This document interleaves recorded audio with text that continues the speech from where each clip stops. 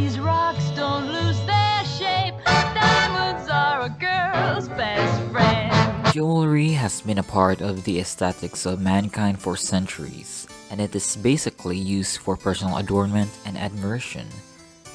For some, it is a symbol for status and privilege, also as a symbol of commitment.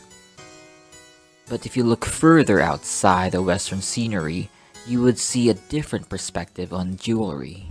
Something most Westerners before wouldn't even dare to try. And that is the body piercing.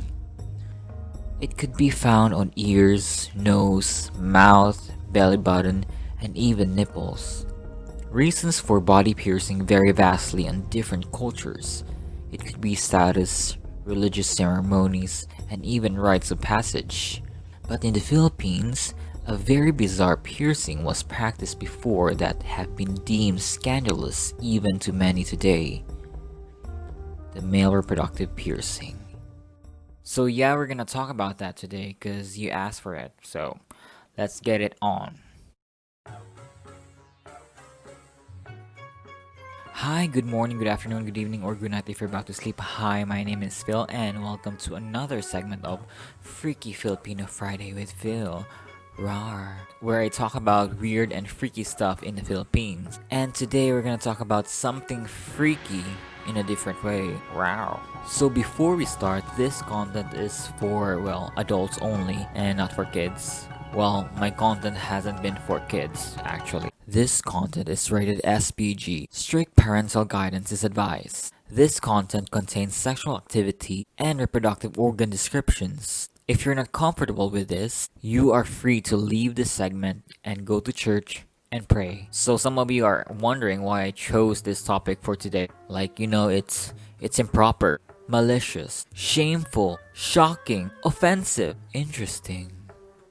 So here's the story, y'all. So I have a long list of things I want to cover in my videos, and sometimes I get confused on which one to cover, but I already planned the things I want to cover in my videos, okay? But I'm bipolar, so I change my mind very quickly. I'm Pisces. Then my student back in the Philippines messaged me out of the blue and said, hey, I have a topic for you for your YouTube channel. And I was a bit surprised because, I wasn't expecting people would watch my videos from people on my Facebook. And then I said, okay, go ahead, what's the topic? And she said, ampalang. And I said, what's that? And boom, a very huge eggplant pic with piercing.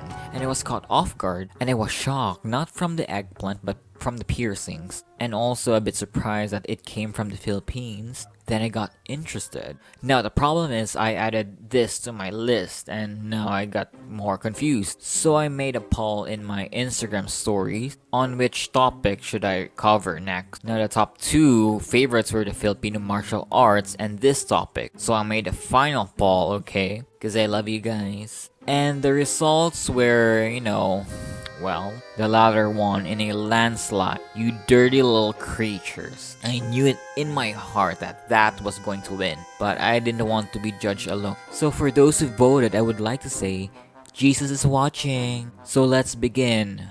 For real. So the ampalang is a male genital piercing that penetrates horizontally through the entire glans of the penis. So I'm not gonna show pictures, but you can look up in Google. There's tons, okay? Just to warn you guys. So this practice is found in the Proto-Malay group or the Austronesian speakers such as Filipinos and, tons of groups in Southeast Asia. But it was mostly seen throughout the tribes in the Philippines and the Dayak people in Brunei. But in Cebu, which I'm from, had a special name for this ampala. They were the Tugruk or Tugbok, which is the penis pin, and also the Sakra, which is the penis ring. And sometimes they use beads. So the early Cebuanos used this to spice up their lovemaking. Ooh la la. So I know what you're thinking. I mean, where did they get this piercing materials from? Filipinos weren't rich before, Well, for the record, we were rich and technically we are still rich, but politicians. So early records of this practice dated back to the 15th century when the Spaniards arrived in the Philippines to journey through the Spice Islands. So the account of the first voyage was written by Antonio Pigafetta, who I mentioned on my last video was the guy who gave the Santo Niño to Queen Juana. So he noted that the Visayas region was blessed with abundance of mineral resources such as tin, nickel, silver, and most importantly, gold. The Spaniards even found mines of gold large as walnuts and eggs. According to Pigafetta, he said, quote unquote, there was as much gold as they, the natives, had hairs. The gold can be found in bodies of water such as streams and rivers. So the natives would go to rivers as washing places to extract gold deposits from the sand. And this is practiced until now, actually. So Pigafetta noticed that men and women often wear golden accessories. The chieftain himself would often have the most access to gold, but it wasn't limited to nobles.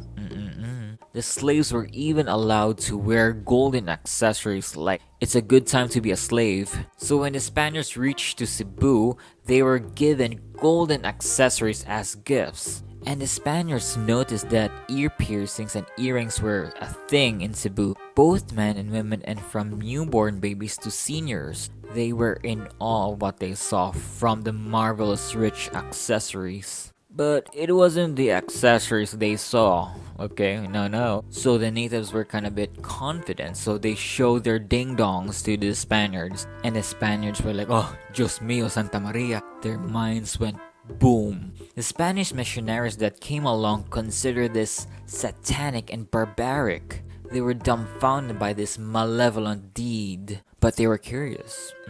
So Pigafetta and Fray Juan de Plancia went on to study the strange practices of the natives. What they found was quite interesting. The piercing and rings were never meant for men as ornaments. They were specifically designed for women's pleasure. Okay, let's be real, y'all, okay?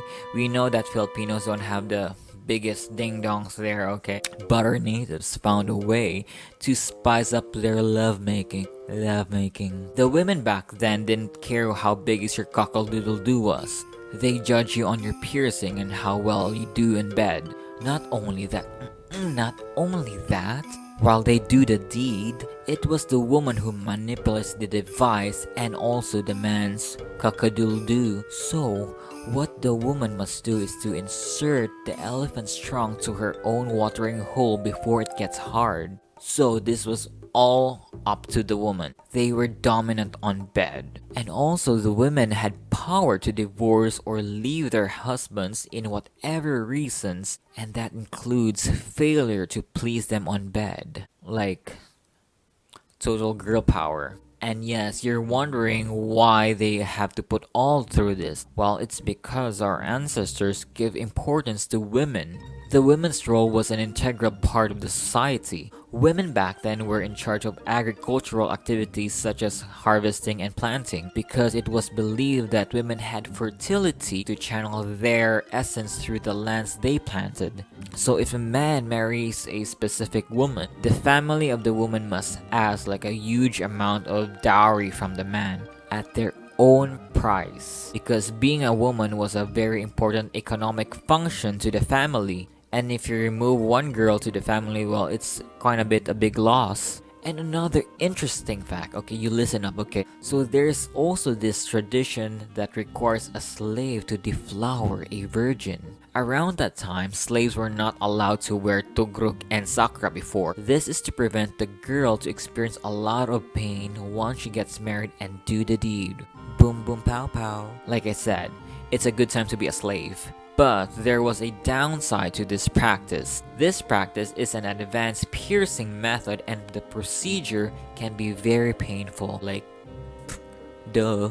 Full healing can take around 4 to 6 months, and that is a bummer if you're always horny and like you have to wait that long. What's complicated about this is how the placement is done. For the measurement of the piercing to be accurate, the person's dragon must be fully awake. While the piercing is done, the person's dragon must be asleep. Thus, the person must abstain himself for a while and not have erections to attain full recovery. There are also instances, if not properly placed, that this will cause injury to the man and woman during intercourse. So if you're planning to have one of those, take note of that. So Pigafetta observed all of this. I'm not sure he enjoyed what he was doing, but he did it anyway. I'm pretty sure he did. And they were all documented by Pigafetta. He even had a comment, quote unquote, they were very much preferred our men to their own, and he noted with a hint of boast. Wow.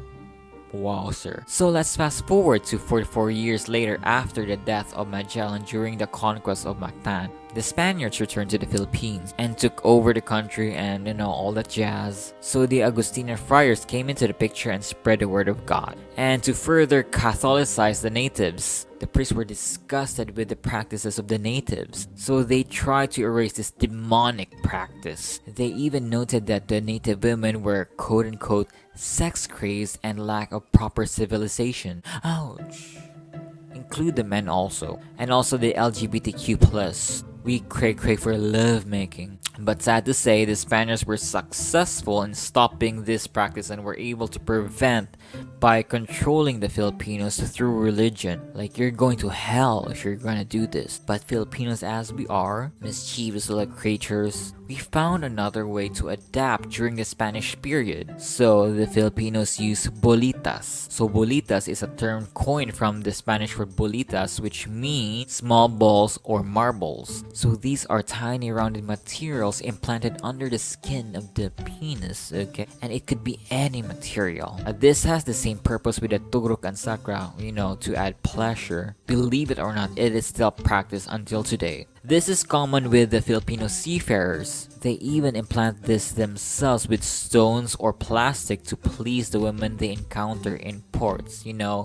Women in the ports, you know what I mean? But experts have strongly discouraged this kind of practice for the multiple side effects that it causes. Same as the Tugruk and Sakra, right? But the reason for this is because it's a DIY kind of procedure. No professional help nor advice. And my advice is, don't do it. Just don't. In Western culture, the ampalang became popular along with the many genital piercings practiced amongst the gay BDSM community prior to the establishment of body piercing industry in the 1980s and the 90s. So to conclude this, the use of Sakra attested to the importance given to the women back then, particularly amongst the Visayans, even before the arrival of the Spaniards in the 15th century. And sex before wasn't such a huge eyebrow raiser, it was just a way of life. And it was not also an issue if you're a virgin or not, and they would even encourage to deflowered virgins. It's weird how society works now in the Philippines. Believe it or not, people are still going to judge you if you're not a virgin. Sorry, this club is for the virgins. You're not a virgin anymore. You can't sit with us. Honestly saying, this is one of the most interesting topics I've ever covered here on YouTube. It just started with penis piercing, but then you find out even a deeper meaning to this practice. And you see how rich our culture is and the gender roles of our ancestors. I already covered in one of my videos about the babaylans. They were the village shamans, okay? And most of them are women or even sometimes trans women. And they were given the utmost respect. And I thought that's the reason why women back then were, respected so much. But knowing that women in general before with no titles were dominant AF. Like, mind blow. Though society has changed over time and also due to colonialism, I still do feel that Filipino women are really strong and fierce AF, especially Filipino moms. You don't want them to be angry. Trust me. Thank you, Giselle, my student back in the Philippines, for pitching this idea to me. I don't know what else you're hiding in that head of yours. I mean, plenty of weird stuff, I guess. Show me more. And to those who voted, thank you again. I will let you vote for my next topic next week, okay? But I think I will cover the Filipino martial arts or the Eskrima arnis, okay? I think you know that, most of you. So that's it, guys. So if you have any questions, I think it's better if you go to my Instagram and ask me directly, or sometimes I do a lot of polls and questions. You may answer there or ask anything. Suggest whatever you want, especially the Filipino culture and the weird stuff happening, okay? Because I am constantly learning a lot of stuff thanks to you guys. So just follow me on Instagram, Filar Filafil. Also, I have an FB page, but I don't use it really quite much. So have a nice evening and still be freaky like me, and goodbye.